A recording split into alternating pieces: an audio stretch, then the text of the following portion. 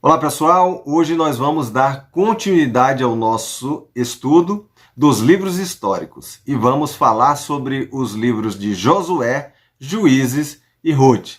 Então fique ligado na nossa aula e nós estaremos abordando esses três primeiros livros que fazem parte dos históricos. Vamos falar sobre os livros do período teocrático, a teocracia, o governo de Deus. Desde 1406 a.C., a entrada em Canaã, a 1044 a.C. Você já vem lá de Moisés, ele não entra na terra prometida, mas quem vai entrar com o povo vai ser quem? Josué. Então é esse contexto aí que nós estamos analisando, tá bom? Então vamos observar que Moisés ele já não está mais entre o povo. Quem assume, como eu disse, a liderança do povo de Israel é Josué, num governo teocrático, um governo de Deus. Deus é o Deus que conduz a Josué com todo o seu povo. Então esse povo que vai entrar em Canaã, eles iriam entrar numa terra que mana leite e mel, correto? O que é que mana leite e mel essa terra? Terra de Canaã, terra da promessa que Deus fez para Israel. É bom a gente entender que Deus cumpre as suas promessas no livro de Josué, tá? A terra que mana leite e mel. Por quê? Porque aquela região de Canaã era uma região boa para a criação de gado, a criação de caprinos, para que se pudesse extrair o leite, Então é por isso essa expressão. Os comentaristas fazem essas colocações. É por isso que é uma terra de leite. Porque ali existiria a produção, uma terra própria para produzir e alimentar os animais e a produção de leite. E mel por quê? Porque existia uma diversidade de plantas em que as abelhas iriam movimentar o pólen, E isso ia produzir, através daquele manuseio das abelhas, o mel. A terra que mana leite e mel. Tinha produção de mel bastante ali também naquela região, tá? São comentários aí que eu acho que é importante para a gente se situar nesse contexto, Esse contexto aí do livro de Josué. Josué e Yehoshua, no texto hebraico, Yehoshua é o nome de Josué, e essa palavra Yehoshua é a mesma palavra que tem no Novo Testamento, Yesu. Yesu é a palavra Jesus. Então, se você tem no Novo Testamento, lá, Mateus já inicia, livro da genealogia ou da história de Jesus Cristo, filho de Davi, filho de Abraão. Bíblios Genésios e Jesus Cristo, tu ruiu David e tu ruiu Abraão. Então, você tem o livro da história, dos relatos históricos de Jesus Cristo, e é esse Jesus Cristo, que é o nome dado a Josué aqui. Então já tem a personagem aqui que tipifica Jesus. Porque o nome hebraico, Josué, corresponde ao nome grego Yesu. Yesu, que é Jesus. Yehoshua, Josué, ou Senhor é a salvação. Yesu, Jesus, o Senhor é a salvação. Então, nós temos aí, nos dois idiomas, os três idiomas com o português, a nossa tradução de Jesus. Josué é um livro de conquistas, de vitórias do povo de Deus, e nós vamos ter aí 24 capítulos deste livro. Então, eu vou tentar sintetizar na aula de hoje os 24 capítulos do livro, do livro de Josué. Eu vou sintetizar os 24 capítulos e nós vamos falar de pelo menos 3 livros aqui dos livros históricos, que são 12, tá bom? Então, Josué, o Senhor é a salvação. Então, esse personagem, Josué, já é uma figura de Cristo, porque o seu nome em si já aponta para isso. Nós temos 24 capítulos. Este livro, ele vai narrar a história do povo de Israel e ele está aí dentro de um período histórico do século XV, século XIV, antes de Cristo, As histórias vão se desenvolver nesse contexto aí, pós-morte de Moisés e a ascensão de Josué à liderança do povo de Deus. E o livro de Josué, ele que foi escrito nesse período aí, ele tem uma autoria. A autoria do livro de Josué é atribuída a quem? É atribuída ao próprio Josué. Isso é uma atribuição na tradição, como eu disse, talmúdica do Talmud, das tradições do povo de Israel. Menos os 5 versículos finais do livro de Josué, que não são atribuídos a ele, né? Porque ele fala da sua morte. Então, nós vamos observar que outros escreveram aí estas palavras que estão nos versículos finais do livro de Josué. Elas são atribuídas aí a alguns personagens, né? Naquele contexto ali, que vai relatar a morte, no capítulo 24, que vai relatar a morte de Josué. Então, outros escrevem esse relato aí das palavras finais do livro de Josué. A esfera de ação do livro de Josué é desde a morte de Moisés até a própria morte de Josué, que leva aí um período de aproximadamente 24 anos. Então, nós temos um contexto aí histórico da narrativa aí entre os anos 1451 a 1427, a época de Josué, tá? Então nós observamos aí uma estrutura básica e algumas informações importantes relacionadas a este livro.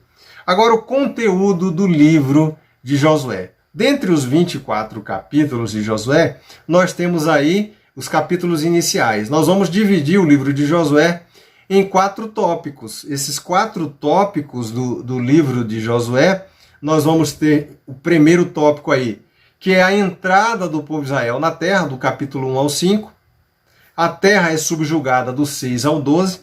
Você tem a terra dividida do 13 ao 22 e a despedida de Josué do 23 ao 24.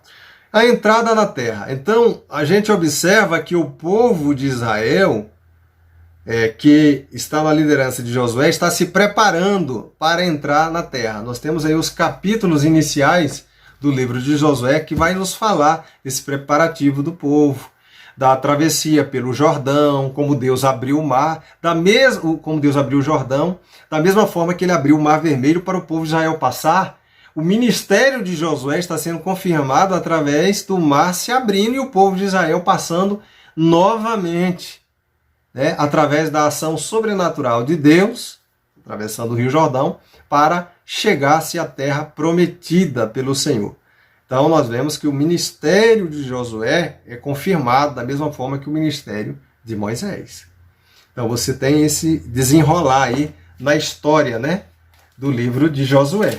E nós vamos observar, né, os espias aí no capítulo 2, indo olhar a terra, a questão de Raabe, que vai dar um certo apoio aos espias e seguir as orientações dele. Por isso que ela, com os seus, são livrados quando as muralhas vêm ao chão, né, da cidade ali de Jericó. E Raabe entra na história, né, lá de Mateus, na genealogia de Jesus Cristo, como fazendo parte, né, da genealogia do Messias. Então nós temos aí a passagem do povo de Israel pelo Jordão, né? E depois nós temos as pedras que são erguidas como um memorial ali também, para demonstrar, né, que o povo de Israel, eles passaram, mas que também eles foram vitoriosos naquele feito ali, pela ação sobrenatural de Deus e a presença de Deus ali, confirmando que ele estava no controle, que ele estava conduzindo o seu povo. Então, esses capítulos iniciais aí são importantes para nós. Nós vamos observar o povo de Israel fazendo a prática da circuncisão no capítulo 5, que era uma prática já comum no Egito, no mundo antigo ali, no mundo dos egípcios, se era praticada, né, a circuncisão também. E nós vamos observar também a celebração da Páscoa ainda dentro desse contexto aí, né, do capítulo 1 ao 5. Então, a entrada na terra ali, e a terra subjugada a partir disso aí, do capítulo 6 a seguir, a questão de Jericó, e as voltas em volta da muralha, né? A grande muralha de mais ou menos ali 32 quilômetros, é uma muralha extensa, uma extensa que poderia passar carros de guerra sobre as muralhas de Jericó, ali talvez uns 9 metros de altitude, aquelas muralhas da cidade de Jericó, cidade fortificada, porque as cidades antigas normalmente tinham uma fortificação, mas o povo de Israel tinha enviado espias para ver como estava a cidade ali. Então vocês observam que as muralhas elas vão descer pelo poder de Deus, porque o povo dá a volta, né, durante os dias seguidos, mas no último dia o povo de Israel vai dar 7 voltas e as muralhas vão vir ao chão. Então nós vamos observar que é pelo poder de Deus que as muralhas vêm ao chão e o povo de Israel conquista a terra prometida, a terra subjugada, do capítulo 6 ao 12. E aí vai vir aquelas questões, né, relacionadas às conquistas do povo de Israel e também o pecado de Acã, quando nós temos nesse contexto ele tomando parte dos despojos que não era permitido por Deus naquele contexto, porque Deus havia orientado a não se tomar dos despojos, e aí você tem essa questão aí, e isso vai gerar problemas, e o pecado de Acã se torna um pecado que afeta toda a nação, e eles vão acabar perdendo batalhas posteriores, batalha de Ai, e vai ter esses momentos aí de perca, né, nesse contexto histórico. Então você observa o enredo da história como vai se dando aí, né, dentro do contexto, tá? Então você tem aí até o capítulo 12. Mas um dos pontos importantes aí que você vai ter aí é no capítulo 10, a peleja do povo de Israel, né? E ali nós temos aquela questão em que o povo de Israel está pelejando e Josué está clamando a Deus, né? E tem aquele texto tão polêmico ali, da questão do sol, da lua, quando ele ordena ao sol parar, a lua detente no vale de Aijalon, né? Nós conhecemos essa questão aí. É um texto bem polêmico que vai exigir algumas observações específicas de vocês. Eu vou até estar disponibilizando um excelente trabalho aí, muito profundo, que eu vou estar postando para vocês estarem lendo. É uma tese de doutorado de um aluno da PUC, que eu achei muito importante para vocês aprofundarem essa questão. Bom, retomando aqui, nós vamos ver no capítulo 10, como eu disse, a questão de Josué pedindo a Deus a intervenção ali, né? E a ação sobrenatural de Deus no sol, na lua e no sistema, que vai envolver muito debate e o tempo aqui não nos permite. Então, temos essa visão rápida aí na terra sendo subjugada. Posteriormente a isso, a partir do capítulo 12, o capítulo 13 ao capítulo 22, nós vamos ver que Israel tem as suas conquistas, e nestas conquistas das diversas cidades que Israel conquistou, estas cidades vão ser distribuídas, divididas entre o povo de Israel, tá? Então, você vai se situar aí nesse contexto, esses personagens e as narrativas, né? O enredo desta história aí, como as cidades vão ser distribuídas, as diversas cidades divididas aí do capítulo 13 ao 22. E por último, vai ser o capítulo 23 ao capítulo 24, vai falar da morte de Josué e a sua partida. Tá ok? Então aí nós temos uma síntese do livro de Josué. Bom, passemos a um outro livro aqui, né? Josué, Juízes. Estamos caminhando aí para o fim, vamos falar de Juízes e Ruth. Juízes tem 21 capítulos, nós temos aí uma data para Juízes que é aproximada, né? Essa data de Juízes aí está entre os anos 1050 a 1000 a.C. A autoria é atribuída na tradição judaica a Samuel, então esse livro é atribuído a Samuel. Olha que nós já temos aí, né, que considerar o contexto. Contexto aí, os anos, aí está no período de Samuel. E Samuel é o profeta, o pai da escola profética, que é apresentado por alguns como sendo fundador da escola de profetas. E ele, na tradição, é o escritor do livro de Juízes. Por quê? Porque ele é um dos juízes. Apesar de não estar aqui no livro de Juízes, está no livro de Samuel, mas a autoria é atribuída a ele porque nós temos aí 14 juízes. Só que no livro de Juízes nós só vamos ter 12 juízes, tá? Nós vamos falar sobre isso. A esfera de ação é desde a morte de Josué a própria magistratura do profeta Samuel, tá bom? Então essa esfera de ação aí, ele está se contextualizando. O conteúdo do livro de Juízes pode ser dividido em 3 tópicos aí. O período depois de Josué, que vai do 1 ao 3 e o versículo 4. A apostasia, cativeiro e libertação de Israel, do capítulo 3, 5 ao capítulo 16. E vamos ter aí a anarquia do povo de Israel, do capítulo 17 ao capítulo 21. Então é um livro menor, que vai contar a história do povo de Israel a partir da morte de Josué. Não se tem mais um líder como Moisés, não se tem mais um líder como Josué, mas se tem agora juízes, representantes que estarão ali representando Deus e a nação para resolver questões ligadas à religião e às leis também que orientam o povo, né? Já tinha uma lei estabelecida na lei de Moisés. Então isso agora ganha uma nova esfera, uma legislação agora acompanhada por representantes que estarão conduzindo, sendo governantes do povo. E aí nós vamos ter esse período aí, que vai aí de 1050 a 1000 a.C. aproximadamente. O primeiro período depois de Josué está apresentado aí, né? No livro de Juízes. Então a gente tem aí a parte introdutória do livro de Juízes, que vai fazer aquelas apresentações iniciais do povo de Israel, e nós vamos ter aí a manifestação, a presença do anjo do Senhor se manifestando, né?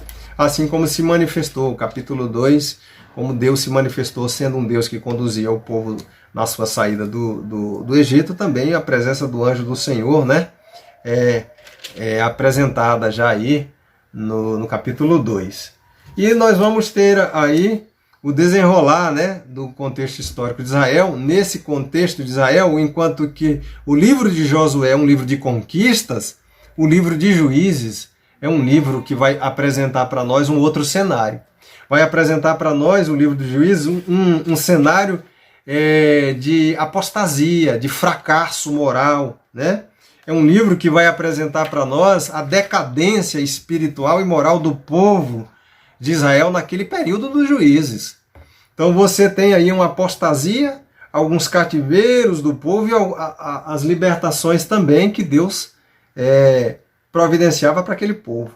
Então é um período em que o povo se apostata, se arrepende e alcança a misericórdia, a libertação da parte de Deus. Então você observa aí, é um livro que vai exigir do povo que a volta, a busca pela santidade, né? Vida de santidade, porque o povo está se apostatando, justamente porque existe naquele contexto ainda alguns personagens e alguns moradores que restaram da região de Canaã e daquelas civilizações de Tiro, de Sidom, de Biblos, de todas aquelas cidades que estão em volta ali, na região, nas imediações ali de Israel, de Samaria, né?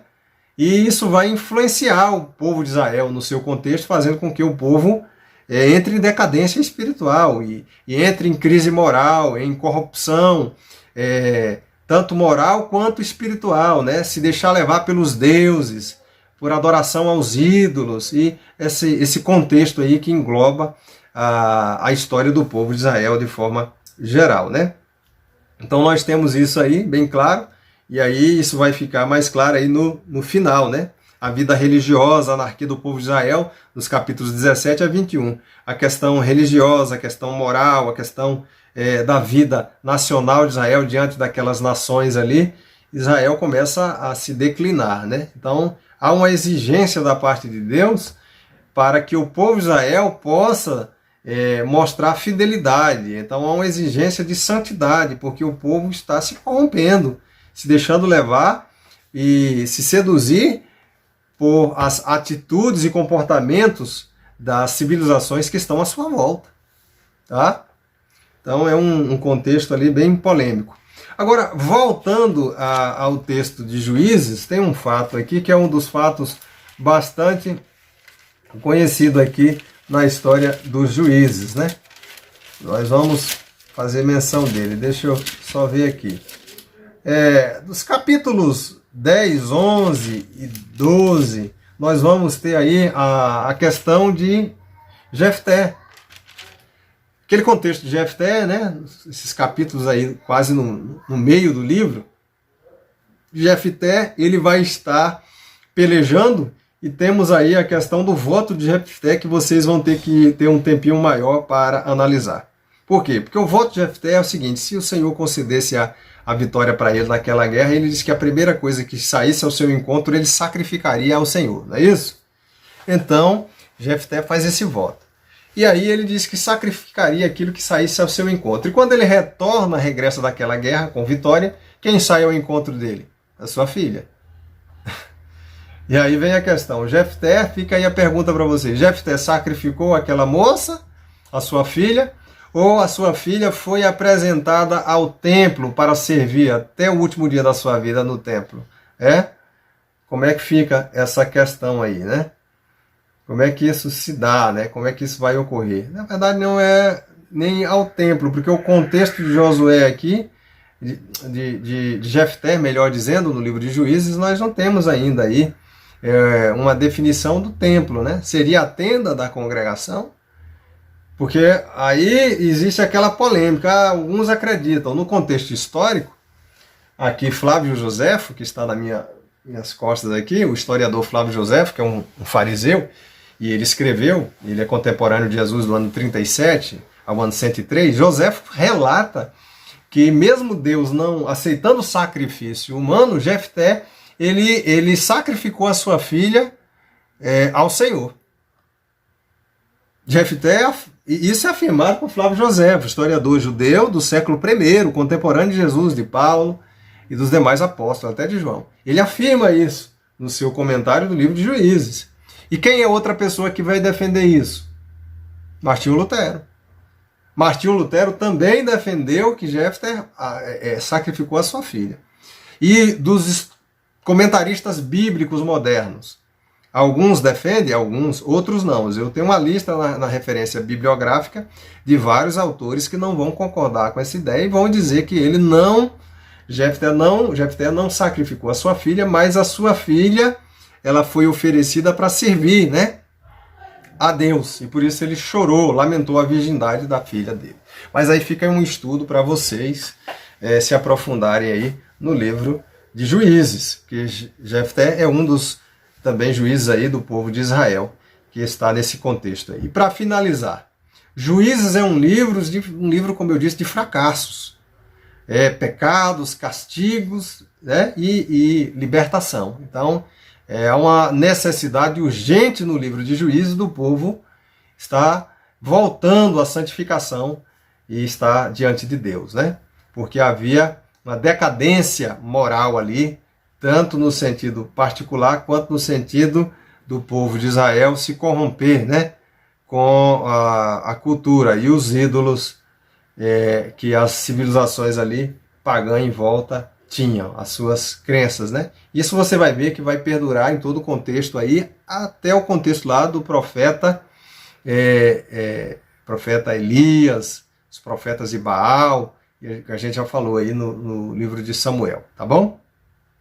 Então, de forma rápida, o livro de Juízes, a gente passou aí nesses pontos importantes. Além disso, a gente falou um pouco já lá atrás sobre Sansão, né? Nós conhecemos aquela história de Sansão e eu falei alguma coisa no início da nossa aula sobre Sansão também, que é um dos juízes e um dos personagens que se destacam aqui. Passando à frente aqui, só para sintetizar ainda o livro de Juízes, nós vamos observar 12 juízes dentro do livro de Juízes. Por que isso? Aponta para o número das 12 tribos de Israel. Na verdade, foram 14 juízes, mas os outros dois, Eli e Samuel, eles vão estar no livro de Samuel, primeiro livro de Samuel, tá? Que vai findar aí esse período teocrático no livro de Samuel e vai iniciar um período agora da monarquia. E eles vão ser os dois últimos juízes que vão fazer essa parte de transição que nós vamos observar na última aula nossa. Tá? Então, os 12 juízes aí, os que estão destacados de dourado, são considerados juízes maiores.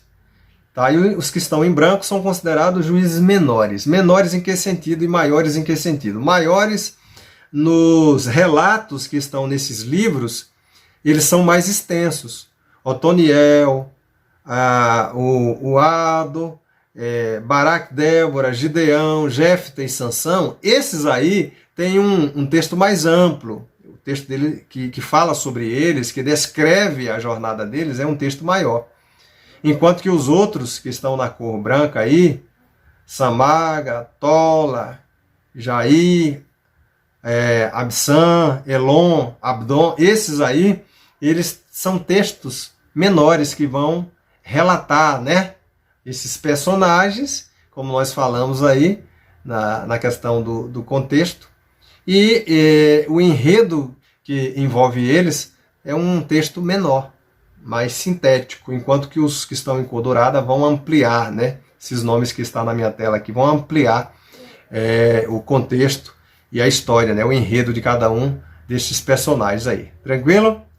Então nós falamos sobre Josué, Juízes e agora Ruth. Ruth é uma personagem que precisa ser mencionada aí porque ela está, como eu disse, no contexto dos Juízes. O capítulo 1 de Ruth vai dizer que ela é uma personagem na época em que julgava os juízes. Então, a gente observa que o contexto aí ainda é teocrático, não é o contexto dos reis, né? Não é aquele contexto posterior do profeta Samuel que vai entrar no seu livro, um contexto agora do governo pertencente aos reis de Israel.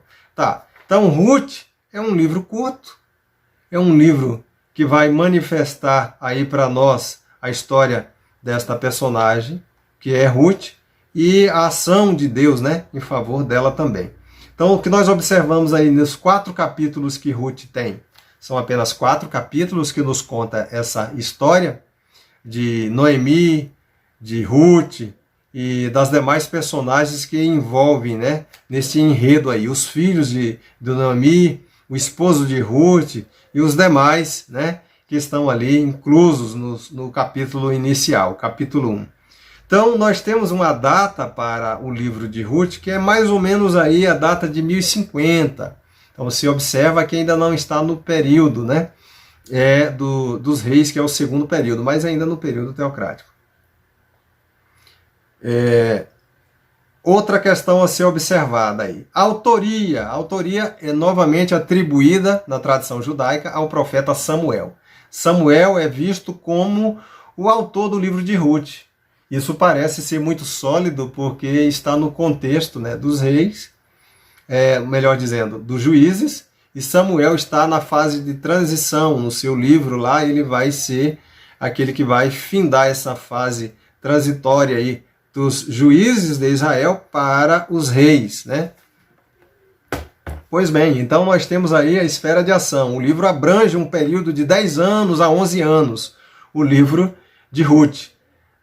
Talvez aí na época de Gideão, tá? Talvez na época de Gideão, como eu mostrei aqui anterior, você vai observar aqui sobre os juízes, né? Na primeira coluna aí, o último é Gideão. Talvez na época de Gideão se desenrola essa história de Ruth. Ok, o conteúdo de Ruth, como é um livro curto, vai falar sobre Noemi e Ruth, naquele período do capítulo 1, né? A decisão de Ruth, quando a sua sogra, Noemi, ela vai regressar a Belém. Ruth, ela resolve acompanhar a Noemi. Ela até despede as suas 2 noras, uma fica, mas a Ruth, ela opta, tem a opção de seguir a sua sogra. E além de segui-la, nós vamos observar que ela diz o seguinte, ela diz, olha, o teu povo é meu povo, o teu Deus é o meu Deus, e aonde quer que você for, em outras palavras, eu estarei contigo. Então, Ruth acompanha a sua sogra. E quando chega em Belém, diante das adversidades que havia enfrentado aquelas famílias, que estavam dentro de um clã, né, no contexto judaico, chegam a Belém, nós vamos observar a Noemi, que passa a se identificar como uma pessoa amarga, porque não restou nada de bom na sua jornada, né, em terras estrangeiras. Então, nós observamos aí a decisão de Ruth no capítulo 1. No capítulo 2, nós vamos ver Ruth servindo. Estamos caminhando para o fim. Ruth estava servindo a sua sogra e procurando cuidar dela ali. E aí Boaz vai ver aquela cena, nós conhecemos a questão e vamos observar que existe uma provisão de Deus ali. No capítulo 3, Ruth vai descansar, porque Boaz vai trabalhar aquela questão do Goel, do resgatador, mesmo ele sendo, melhor dizendo, Boaz sendo um parente segundo, ele vai se tornar o primeiro e assumir a Ruth e casar-se com ela. E com isso, nós vamos ver aí no capítulo 3, Ruth descansando, porque existe uma esfera de ação divina ali, nesse enredo, que mostra Ruth sendo uma pessoa que está sendo cuidada por Deus, Noemi está sendo cuidada por Deus. E no capítulo 4, Ruth vai se casar, ter um filho, vai trazer alegria para Noemi e para os seus ali naquele contexto da nova família, através do casamento de Ruth com Boaz, que é o Goel, o resgatador, né? Então isso é um texto muito simbólico que aponta, né, para um contexto futuro, posterior, porque nós temos aquele contexto do resgatador, do Goel, quando alguém morria na família, o parente mais próximo deveria se casar com aquela esposa para suscitar filho para o falecido. Nesse caso, nós temos aí no fim da história de Ruth, Ruth casando, né? Casando-se e então agora resgatando o direito e trazendo a alegria ao lar e trazendo agora um representante em homenagem, vamos dizer assim, ao seu esposo falecido. Então findamos aí o capítulo de Ruth com a vitória de Ruth e também de Noemi. E esses personagens aí, eles vão ser a linhagem real aí do rei Davi, que nós vamos discutir nas nossas aulas futuras. Então é isso, gente. Ficamos com Ruth, Juízes e Josué, os 3 primeiros livros históricos, falamos de forma sintética e apresentamos também um contexto e alguns pontos importantes para nós termos uma visão geral do que é os livros históricos. Assim, pessoal, findamos o nosso estudo de hoje sobre os livros de Josué, Juízes e Ruth. No nosso próximo vídeo, nós estaremos dando continuidade ao estudo dos livros históricos. Até breve!